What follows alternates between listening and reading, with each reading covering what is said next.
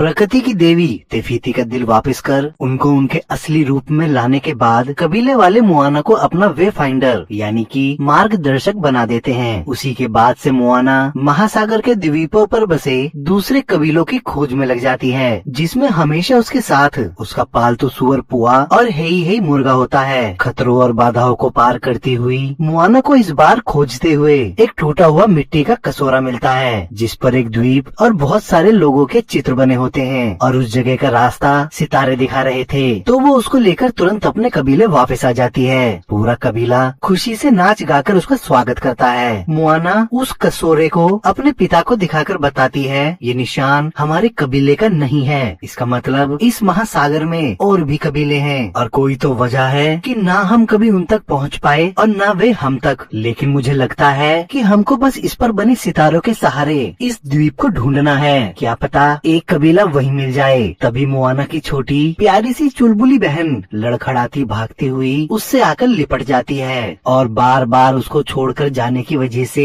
Moana से नाराज होती है। तो मोआना उसको अपने पुरखों की गुप्त गुफा में लाकर बताती है कि हमारे पूर्वज जहाजी यानी कि मल्लाह थे और हमारे आखिरी जहाजी ताऊ ताई वासा थे। वो हमारे द्वीप और कबीले को महासागर में मौजूद हर एक कबीलों से जोड़ना चाहते थे, जिससे भविष्य में आने वाले बड़े से बड़े खतरों से एकजुट होकर लड़ा जा सके और मैं उन्हीं के सपने को पूरा करना चाहती हूँ। फिर शाम को मोआना के पिता समुद्र को एकजुट करने की आशा के साथ मोआना को ताऊ ताई की आसमानी उपाधि, जो कि किसी भी कबीले के मुखिया से बड़ी होती है, उसको देने का प्रस्ताव रखते हैं, जिस पर सभी राजी हो जाते हैं। फिर मोआना के पिता उसे बताते हैं, इस रस्म से तुम हमारे पूर्वजों से जुड़ जाओगी। रस्म पूरी होते ही आसमानी बिजली कड़कती हुई मोआना की तरफ बढ़ती है और वो सीधा अपने पूर्वज ताऊ ताई वासा के आखिरी समुद्री यात्रा में खुद को उनके साथ पाती है और वो उस समय घटित हुई घटनाओं की झलकियों को साफ देख लेती है। साथ ही उसको भविष्य में उसका नष्ट हुआ कबीला भी दिखाई देता है। तो ताऊ ताई वासा की आत्मा मोआना के सामने आकर उसको बताती है, अगर तुमने समय रहते तूफान का रुख मोड़कर बाकी सभी कबीलों को नहीं जोड़ा तो भविष्य में तुम्हारा कबीला भी नष्ट हो जाएगा। इसीलिए तुमको मोटू फेटू द्वीप को खोजना होगा, जो सभी को फिर से जोड़ देगा और द्वीप को खोजने के लिए तुमको अग्नि रेखा का पीछा करना है। इतना सुनते ही मोआना की जागृति वापस उसके शरीर में लौट आती है और कड़कती हुई बिजली उसका बर्तन तोड़ देती है। मोआना सारी बात अपने माता पिता को बता देती है। तो वो मोटू फेटू द्वीप की सच्चाई जानने के लिए मोनी नाम के चित्रकार के पास जाते हैं। उसको समुद्र से जुड़ी हर एक कहानी का ज्ञान था। वो मोटू फेटू द्वीप की तस्वीर दिखाकर बताता है, एक समय महासागर की सारी धाराएं डोर की तरह इस द्वीप से बंधी हुई थी। इसी बंधन की वजह से सारे कबीले एकजुट रहते थे, लेकिन इंसानों को अलग कर उनको नष्ट करके असीम ताकत पाने की इच्छा रखने वाले तूफान के देवता नालों ने ये डोर तोड़ दी और अपने श्राप से मोटू फेटू द्वीप को लुप्त कर दिया। लेकिन हमारे पूर्वजों का मानना था कि हम जैसे ही मोटू फेटू द्वीप पर पहुँचेंगे तो नालों का श्राप टूट जाएगा और इंसान नष्ट होने से बच जाएंगे। तभी उनको आसमान में एक अग्नि रेखा दिखाई दे जाती है। लेकिन मोआना की छोटी बहन, उसके पिता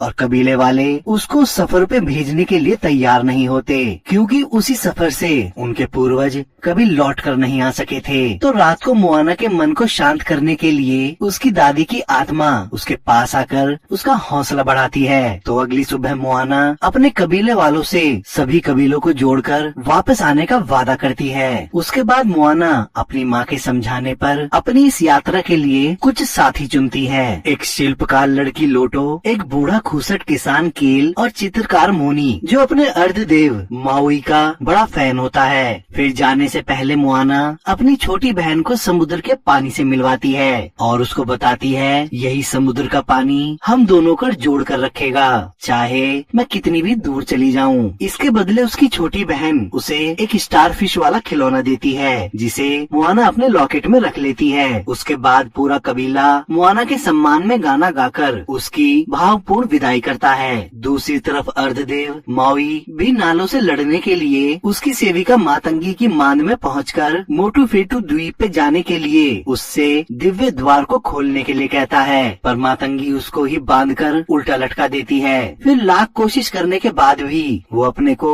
छुड़ा नहीं पाता, लेकिन वो ये भी नहीं चाहता था कि मोआना उसे वहाँ बचाने आए, क्योंकि उसे डर था नालो उसे मार देगा। इधर मुआना बड़ी मुश्किल से नए साथियों के साथ तालमेल बनाती हुई अग्नि रेखा का पीछा कर ही रही होती है। तभी अग्नि रेखा आसमान में ही नष्ट हो जाती है, लेकिन उनको अपने सामने एक द्वीप की परछाई दिखाई दे जाती है, जो असल में नारियल से बने क्रूर समुद्री डाकू काकामोरा का जंगी जहाज होता है। इसके पहले पार्ट में मुआना के इन डाकुओं से सामना हो चुका है। वो लोग देखते हैं एक विशालकाय राक्षस क्लेम उन सभी को अपने अंदर खींचने की कोशिश कर रहा है, तो मुआना अपनी नाव को उससे बचाकर ले जाती है, पर काकामोरा उन सभी को अपने नशे की डांट मारकर लकवा ग्रस्त कर देते हैं। और फिर चित्रों की मदद से मुआना को बताते हैं नालों के कारण ही वो लोग अपने द्वीप से अलग हुए थे और आज तक भटक रहे हैं, और इस विशाल क्लेम को अपना द्वीप समझकर वो यहाँ फंस गए हैं। तभी लोटो कहती है अगर हम इन डाकुओं की डांट को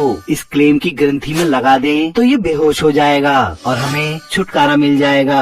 इस काम के लिए मुआना तैयार हो जाती है, तो डाकुओं का सरदार उनको एंटीडोट देकर ठीक कर देता है, जो कि एक चिपचिपी मछली का मल होता है, और उसी से उनको बेहोश करने वाला तरल भी मिलता है। फिर वो भाले पर तरल लगाकर उस क्लेम के अंदर आ जाते हैं, लेकिन मुआना वो भाला गिरा देती है और सभी तेजी से क्लेम के पेट के अंदर खींचते चले जाते हैं। उसी समय डाकुओं का एक साथी रस्सी के सहारे वहां आकर क्लेम की ग्रंथि पर भाला मारकर उसे बेहोश कर देता है, जिससे क्लेम का मुंह बंद होने लगता है। अब मुआना की नाव के साथ अपने जहाज को खींचता देख वो डाकू मुआना के नाव से बंधी रस्सी काट देता है, जिससे वो भी मुआना के साथियों के साथ क्लेम के पेट में चला जाता है। असल में क्लेम का पेट ही मातंगी की मांद का रास्ता था, जहाँ मावी पहले से बंधा पड़ा था। उनके वहाँ गिरने की वजह से मावी छूट जाता है और अपने दिव्य शूल की मदद से आजाद हो जाता है, लेकिन वो वहाँ हे मुर्गे को देखकर परेशान होता हुआ मुआना के बारे में उनसे पूछता है। वहीं मांद के दूसरे हिस्से में मुआना की मुलाकात मातंगी से होती है। वो मुआना को बताती है कि वो चाहती है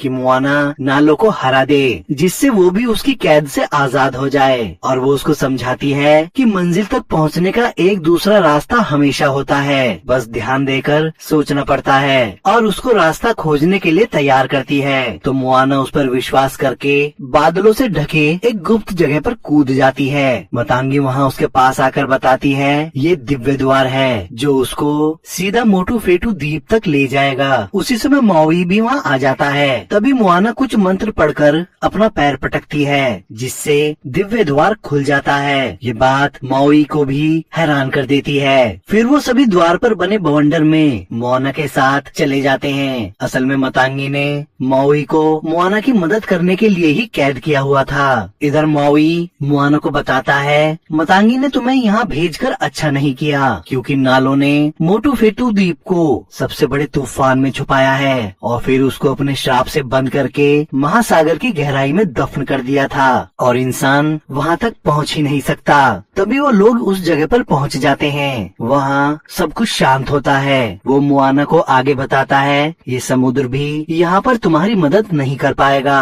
तभी नालो के जीव उन पर हमला कर देते हैं। तो मावी बताता है ये जीव सूरज की रोशनी नहीं झेल पाते, बस कैसे भी करके सूरज की पहली किरण तक सब जिंदा रहना। जीवों से लड़ते लड़ते सूरज निकल आता है और जीव भाग जाते हैं, लेकिन इन सब में मोनी मरते मरते बचता है और उनकी नाव भी क्षतिग्रस्त हो जाती है। उसके बाद वो पास ही के एक द्वीप पर ठहरते हैं। मोनी के साथ हुए हादसे की वजह से सब लोग निराश हो चुके थे और मुआना भी दुखी हो जाती है। तभी लोटो मुआना को दिखाती है कि उसको उनके पूर्वज ताउताई वासा की केमकाओ यानी कि नाव मिली है। उसके बाद भी मुआना को निराश देखकर माओई उसको याद दिलाता है कि वो एक बड़े हौसले वाली लड़की है, जिसने मुझ जैसे अर्धदेव तक को भी कई बार बचाया है। उसकी इन बातों से मुआना को एक बार फिर से अपने आप पर भरोसा होता है। वो देखती है उसके साथियों ने अपनी टूटी हुई नाव को अपने पूर्वज ताउताई वासा की नाव के हिस्सों से जोड़कर ठीक कर दिया है। उसके बाद मुआना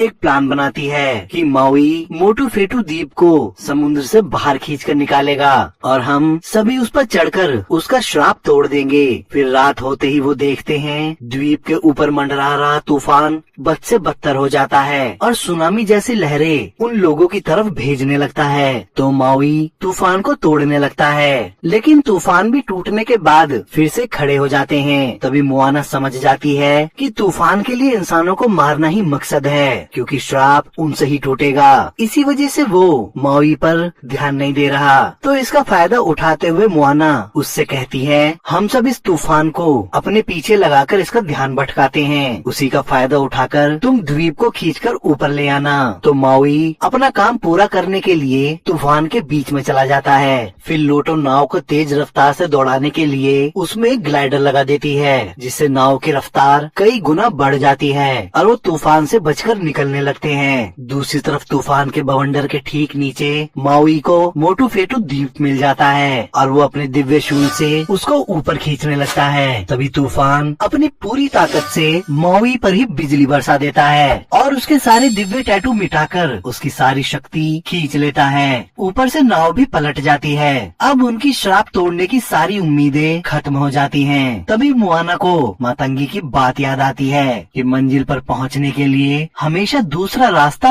होता ही है। तो मोआना अपने साथियों से माओई को ढूंढने को बोलकर खुद समुद्र में कूद जाती है, क्योंकि अगर मोटू फेटू ऊपर नहीं आ सकता तो खुद उस तक पहुंचकर उसको छूकर श्राप तोड़ सकती है। मोआना मोटू फेटू द्वीप को छूकर उसका श्राप तोड़ देती है, लेकिन उसका पीछा कर रही तूफानी बिजली मोआना से टकरा जाती है। श्राप टूटते ही आसमान साफ हो जाता है और माओई मोआना को बचाने के लिए समुद्र में कूद जाता है। वो जैसे ही मोआना को पकड़ता है, समुद्र वहाँ से अपना पानी हटा लेता है, लेकिन वो देखता है कि बिजली की टक्कर की वजह से मोआना मर चुकी है। तो वो रोते हुए उसके पूर्वजों का आवाहन करता है। तभी एक एक करके मोआना के सभी पूर्वज वहाँ आकर अपनी और अपने देवताओं की ताकत से एक दूसरे का हाथ पकड़कर एक बंधन बांधते हुए मोआना को जीवित कर देते हैं। इसी के साथ मोआना के हाथ पर भी टैटू भराता है, जिसमें मोटू फेटू द्वीप से सभी कबीलों को धाराएं फिर से जोड़ रही है। तभी समुद्र माओई का शूल ला कर देता है। उसको पकड़ते ही उसकी शक्तियाँ भी वापस आ जाती हैं और मोआना की पतवार भी अब दिव्य पतवार बन जाती है, क्योंकि मोआना खुद अर्ध देवी के रूप में जीवित हुई थी। तभी माओई मोटू फेटू द्वीप को वापस सतह पर खींच लाता है। मोआना उसकी चोटी से दिव्य शंख नाद करती है, जिससे कबीलों को जोड़ने वाली डोर फिर से स्थापित हो जाती है। उसी समय मोआना के साथी और समुद्र वहाँ पहुँच जाते हैं। वो वहाँ देखते हैं कि एक समय समुद्र में उनकी सोच से भी ज्यादा कबीले थे। तभी एक कबीला शंख बजाता हुआ वहाँ आ जाता है। मोआना और उसके साथी इसी पल को देखकर चौंक जाते हैं और खुशी से उनका स्वागत करते हैं। उनके बाद फिर दूसरा, फिर तीसरा और न जाने कितने कबीले वहाँ पहुँचने लगते हैं। उसके बाद मोआना अपने कबीले वापस लौट आती है। उसकी छोटी बहन उसको देखकर खुशी से नाचने लगती है और मोआना के गले लग जाती है। तभी वो सबको दिखाती है कि वो समुद्र के सभी कबीलों के सरदारों को अपने साथ लेकर आई है। उसके बाद वो सभी उसका सम्मान करते हैं। फिर अगले ही दिन मोआना अपने साथियों के साथ अपने लक्ष्य की ओर निकल जाती है। आशा करता हूँ कि आप सभी को ये एक्सप्लेनेशन पसंद आई होगी। और भी मूवी के एक्सप्लेनेशन सुनने के लिए आप हमारे इस चैनल को लाइक करें, सब्सक्राइब करें और साथ ही बेल आइकन दबाना ना भूलें।